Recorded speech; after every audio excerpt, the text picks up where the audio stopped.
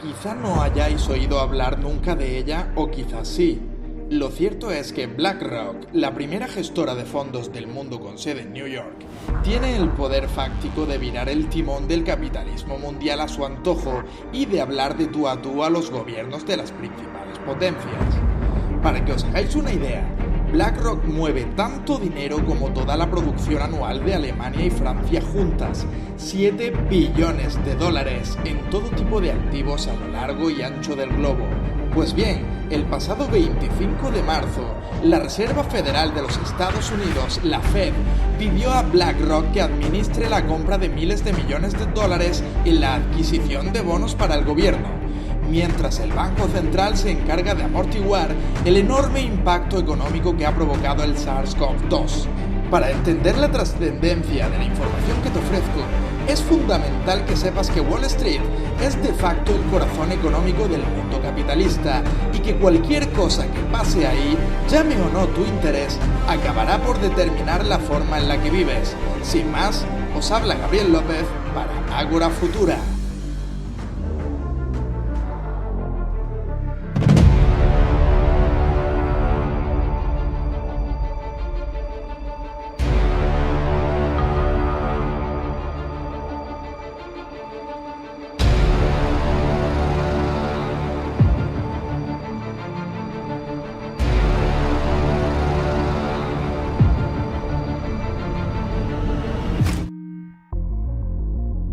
Para cualquiera que esté interesado en el mundo de las finanzas, no puede estar pasando desapercibido un acontecimiento que resulta del todo extraño e inconexo en el contexto económico actual. Como te estarás imaginando, estamos hablando de mercados financieros y en particular de los 3 índices de referencia de Wall Street: el Standard & Poor's 500, el selectivo tecnológico Nasdaq y el Dow Jones. Estos índices mueven casi el 60% del volumen de negociación bursátil de todo el mundo, por lo que no fallamos si afirmamos que el pulso económico está determinado por el latido del mercado de valores norteamericano. Ahora bien, cualquier aficionado a los mercados financieros que siga el comportamiento de estos en los últimos 2 meses debe estar preguntándose lo mismo: ¿qué demonios está sucediendo con la bolsa norteamericana?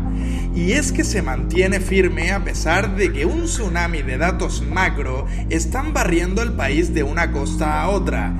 A la fecha actual, el gigante americano se ha visto abocado a la pérdida de más de 26 millones de empleos, pasando de ser un país en pleno empleo y la economía más sólida y próspera del mundo a verse duramente golpeado por una enfermedad que se cobra ya 1 millón de contagios y más de 56.000 fallecidos. Como podrás imaginar, la afectación de las empresas del país es total. Salvo casos muy puntuales como el de Amazon o Netflix, las caídas han sido bíblicas. Está claro que ni Donald Trump ni ningún presidente norteamericano en su lugar dejaría caer a compañías de cualquier sector que representen una parte de la estrategia global de su país, como es el caso de Boeing. La evolución de la propia sociedad norteamericana depende en gran parte de ello.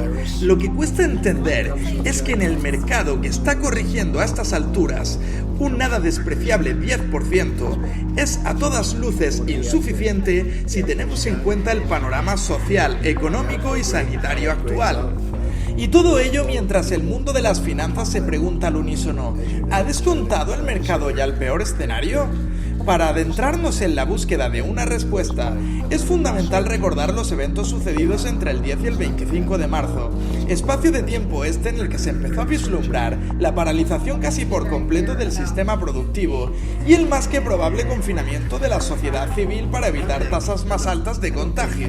Fue en ese momento cuando el inversor entró en modo pánico y el Dow Jones se desplomó desde los 25.000 a los 18.000 puntos básicos, dejándose más de 10.000 enteros desde los máximos alcanzados a primeros de año. Esta ha sido la segunda caída más rápida y vertical de su historia desde el lunes negro de 1978. casi 10 días con caídas de auténtico vértigo de hasta el 13% en una sola jornada de negociación. La Fed estaba totalmente desconcertada. Los estímulos, lejos de tranquilizar a los mercados, parecían inyectarle aún más pánico y ni las buenas noticias parecían calar en el inversor.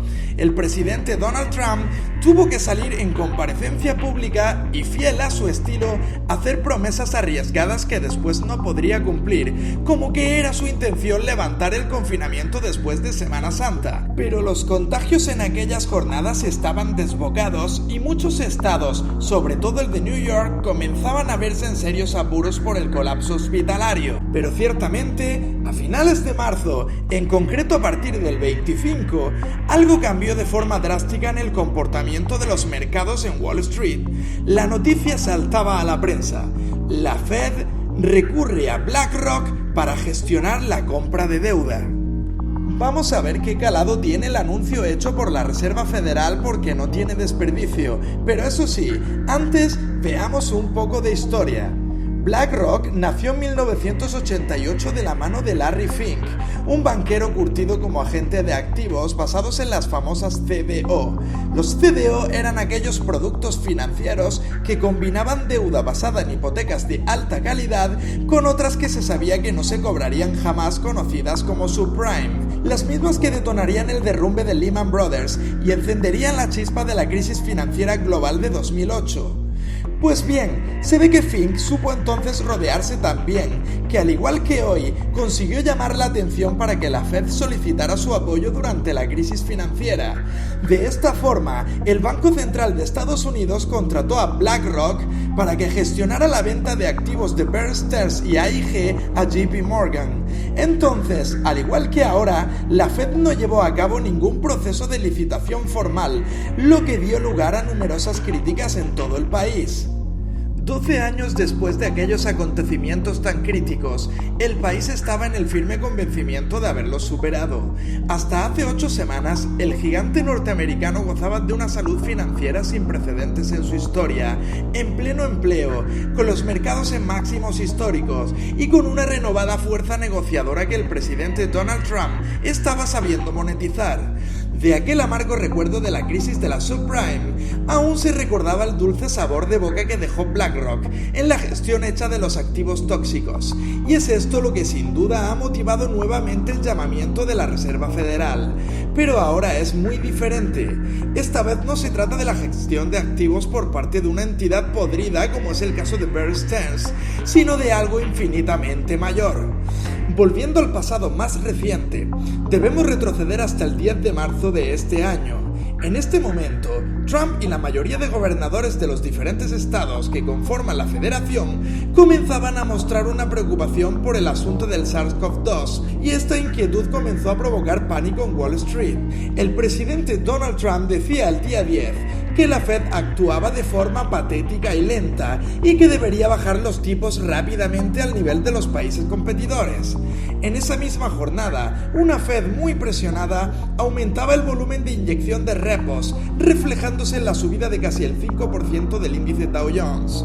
El 11 de marzo, este mismo índice se hundía un 6% y al día siguiente un 10% a pesar de una nueva inyección del Banco Central de 1,5 billones de dólares.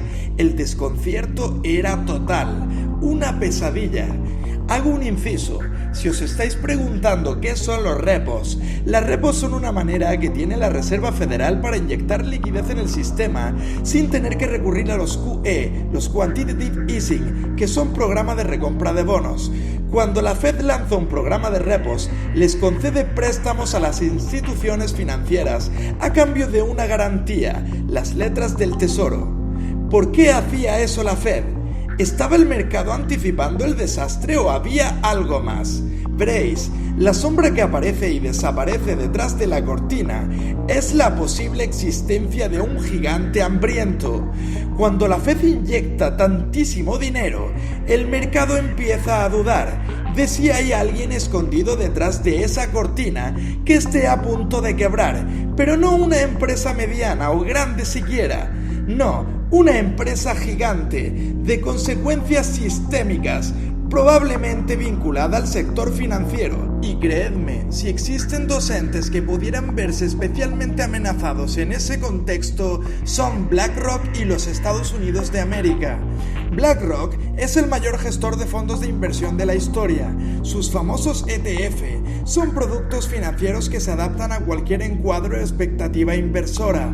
Fondos sobre índices, fondos temáticos sobre salud, materias primas, tecnología, startups, fintech, sobre un largo etcétera. El otro amenazado, obviamente, sería el sistema financiero norteamericano, la montaña de deuda generada en una suerte de casino mundial de derivados financieros y complejos productos de inversión recuerda mucho a aquel agrio sabor de las CDO que reventaron el sistema en 2008. Entre el 13 y el 24 de marzo, estar invertido en Wall Street significaba tomar un tranquimacín cada noche para ir a dormir. Un mercado que bajaba un 10%, subía un 6% y al día siguiente se pegaba otro batacazo del 13%. Solo podía ser apto para los estómagos más resistentes. Aquello parecía a punto de detonar. El día 15, Jerome Powell anunciaba el domingo una nueva inyección de la Fed de 700.000 millones y una bajada de los tipos al 0%. El lunes, el pánico era incontenible y el índice Dow Jones caía un 13%, una caída que dejaba boquiabiertos a inversores en todo el mundo. El sistema parecía estar derrumbándose como un castillo de naipes a pesar de los estímulos. Fue solo en ese momento cuando llegaron dos noticias que son una auténtica bomba de relojería. La primera de ellas se produce el día 23 de marzo, lunes, cuando la Fed anuncia que comprará activos ilimitadamente y durante el tiempo que sea necesario, hasta que se estabilicen los mercados financieros y se asegure la correcta transmisión de la política monetaria, o sea, barra libre. Pero era la segunda noticia la que cuadraba el círculo. ¿Quién llevaría ese dinero ilimitado recién impreso a producir? Os lo pregunto de otra forma. ¿Quién da ese filete recién sacado del horno al gigante detrás de la cortina? Como ya habrás averiguado, ese camarero se llama BlackRock. La noticia salta a las portadas el 25 de marzo. La Fed contrata a BlackRock para gestionar parte de su plan de compras de valores. Así se erige BlackRock como el vehículo conductor que consigue capitalizar directamente a las empresas sin necesidad de recobrar la confianza de un inversor que ya mira de reojo al mercado y que no se cree que desde el 26 de marzo la bolsa se haya recuperado hasta una caída que no supera el 10%. El mercado, ahora pilotado por BlackRock, parecía mucho más estable para la inversión y daba menos sensación de debacle financiera. Total, imprimir e invertir. BlackRock dictaba así, con cada jornada de bolsa, la confianza existente en el mercado y en cada uno de los valores que lo componen. Para finalizar, quiero decir que desconocemos aún las consecuencias de que un gestor de fondos como BlackRock pilote los mercados mundiales, una corporación con posicionamiento global y deuda de un montón de países del mundo. En mi opinión, no debería dictar el grado de confianza de la inversión mundial. No sabemos muy bien aún qué supondrá para la economía mundial este evento nuevo e innovador, de que un megafondo dicte la confianza hacia la gestión de todas y cada una de las empresas cotizadas. Eso está por ver. Lo que sí sabemos es que será tendencia, porque el 14 de abril esta noticia pasaba desapercibida en media Europa. BlackRock logra un contrato de la Unión Europea para asesorar sobre cómo incorporar criterios de sostenibilidad. El desarrollo de la noticia decía algo así: que el fondo más grande del mundo se erige como vencedor en una licitación a la que no sabe ni Dios qué otros 9 participantes se presentaron por la ridícula cifra, y discúlpame, pero esto es lo que gasta Larry Fink en el mantenimiento de su jardín al mes, por la ridícula cifra decía de 280.000 euros. ¿Para qué? No se sabe muy bien. La ensalada habla de productos financieros verdes y sostenibles. Sí, todo muy eco, pero pulula por ahí la expresión de productos financieros sostenibles. Y yo me pregunto, ¿habrá pedido la Unión Europea ayuda a BlackRock para ir a la zaga de Estados Unidos? ¿Es todo este escenario una demolición controlada del sistema financiero actual? ¿Quién se va a comer toda esa deuda impagada? Eso no lo sabremos nunca. ¿Por qué en un entorno tan positivo como el de 2019, alguien desde dentro inyectaba la certeza de que una recesión enorme estaba en camino? ¿Sabían algo que no sepamos? No lo sabemos. Lo que sí intuimos es que alguien va a tener que perder mucho dinero durante los próximos años. Países que ya estaban en una situación crítica antes de que todo esto sucediera, como el caso de Argentina, ya están hablando de la imposibilidad de pagar su deuda. Bien, dicho esto, me despido. Hasta el próximo vídeo. No olvides suscribirte y darle a la campanita. Y recuerda, este es un medio de opinión que acepta la tuya si es respetuosa. Si te ha gustado, pulgar hacia arriba. Y si no, hacia abajo. Hasta la próxima.